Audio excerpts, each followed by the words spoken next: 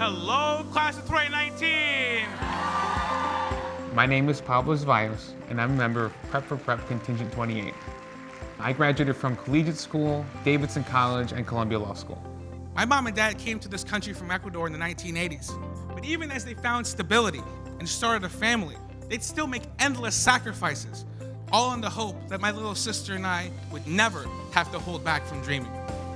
Now, I get to graduate from Columbia Law School and to stand before you tonight. My dad was working 80-hour weeks when I was in prep. My mom just started a career as a real estate agent. She put everything on hold to be there for me. If I left an assignment on the kitchen counter, there were a couple instances when they drove from Queens to Manhattan to bring me the assignment. They were always there, always. My name is Cheryl Campos. I am contingent 28 from prep. I went to the Burleigh School. Then I went to Harvard and am now the head of venture growth and partnerships at Republic. I will also be an incoming graduate student at Stanford or Business School. I found out about prep through my brother, Brian Campos. He's actually contingent 25. He has really been my guiding light and inspiration this whole time. He trailblazed his way through prep and I followed in his footsteps. Then he went to Harvard and I also followed in his footsteps. And now he's going to be a surgeon. My name is Bessie Birhanu and I'm contingent 29 prep for prep. I attended Fieldston, Amherst College, and now the Icahn School of Medicine at Mount Sinai. My family has meant everything to me. I couldn't have done any of this without them.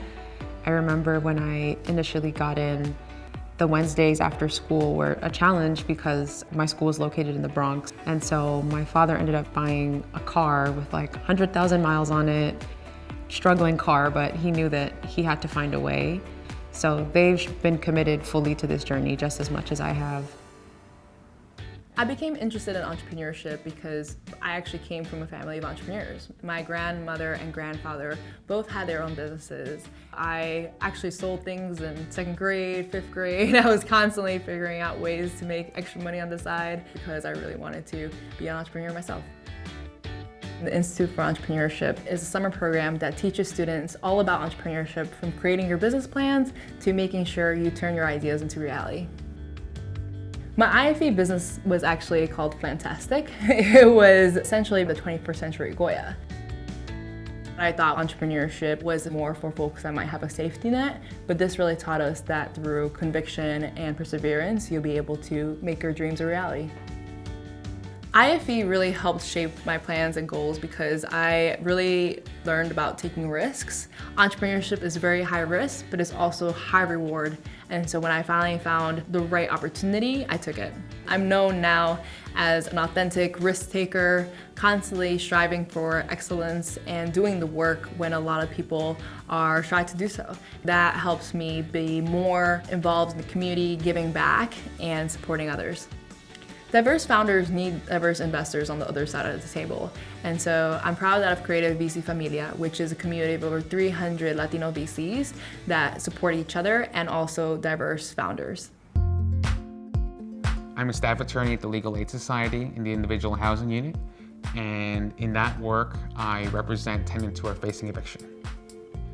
The Public Policy Internships Project is a prep internship program that connects high school students with civic opportunities in and around New York City. My internship was with the district office of former City Council Speaker Christine Quinn. On my second day on the job, I got a call. The caller was living in subsidized housing, was disabled, she was diabetic, she was an amputee, and she was slated to be evicted the following Monday. And she wanted to know if our office could do anything to help. As soon as I got off the phone, I went to my supervisor. He finds a list of rapid rehousing opportunities. So when I find one that could work, at this point it's the next day, I called her back. The phone line had been disconnected. It made clear to me how important housing is to living a stable and dignified life. And it made me curious about what I could do to join the front lines of fighting for housing justice.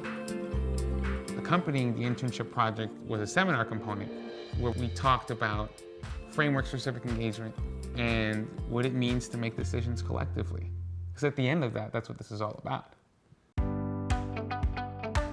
Aspects of Leadership is a 4-day leadership retreat that every Prep for Prep student completes once a year from their sophomore year to their senior year of high school.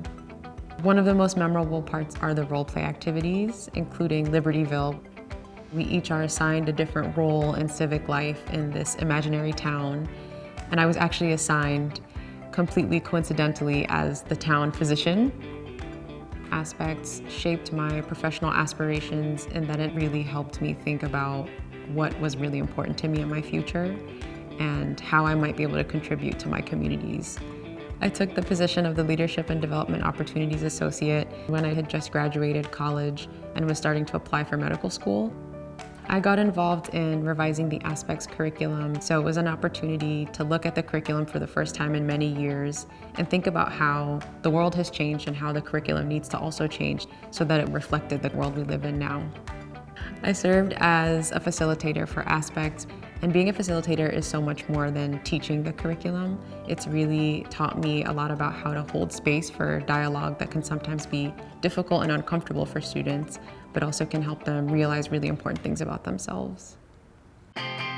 For the class of 2022, it may seem that the problems facing us are so big that it isn't worth it to take them on. But individuals and groups of people have been the only drivers of change that we can count on. And that happens when we maintain a discipline of hope. Take your future by the reins, throw yourself into things that make you curious and excited, but also remember to take time for yourself and take care of yourself, because you can't really enjoy those things if you're not feeling at your best. Graduating seniors, I love you.